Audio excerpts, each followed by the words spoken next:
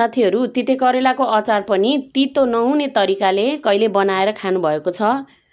ल आज मैले तिते करेलाको अचार तितो नहुने तरिकाले एकदमै टेस्टी बनाएर हजुरहरूलाई देखाउँदैछु। अब हजुरहरूलाई पनि तिते करेलाको अचार बनाउन मन छ भने मेरो भिडियो हेर्दै तिते करेलाको अचार बनाउन ट्राई गर्नुहोला। ल अब मैले बनाउन सुरु गरेँ। यो तिते करेलालाई चाहिँ काटेर यसलाई चाहिँ थोरै नुन राखेर पानी राखेर अनि कुकरमा 1 सिटी जति लगाइदिन्छु। धेरै गलाउनु हुँदैन, ठिकठिकै भइसकेपछि निकालेर एउटा भाँडामा खनाइदिएँ। अनि सँगै मैले टमाटर पनि 3-4 वटा टमाटर पनि राखेको थिएँ।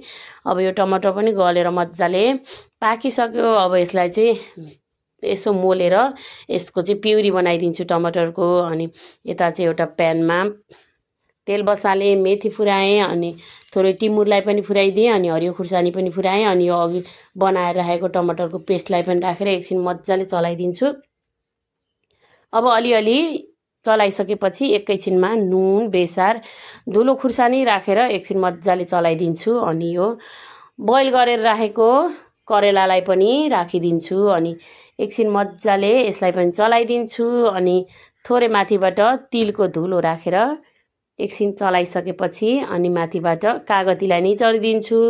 ल तितो नै नहुने तरिकाले यसरी अचार करेलाको अचार बनाएर खानुभयो भने चाहिँ एक थोप्पा पनि तितो हुँदैन अनि एकदमै मिठो हुन्छ, खानमा पनि स्वादिलो हुन्छ। कतिपयलाई त करेला खान मन लाग्छ अनि एउटा दुईटा खाए तितो हुन्छ अनि प्रेसर लो हुन्छ भन्दै खान डराउनुहुन्छ। अब यसरी अचार बनाएर खानुभयो भने चाहिँ तितो पनि हुँदैन अनि अब यसले खासै प्रेसर लो गराउने पनि गर्दैन। अचार बनिसक्यो। अब यो सबै अचारलाई चाहिँ मैले एउटा बाउलमा खनाइदिन्छु। अब ल हेर्नुहोस् त कस्तो राम्रो बनेको छ अचार। भिडियो हेरिदिनु भएकोमा सबैलाई धेरै धेरै धन्यवाद।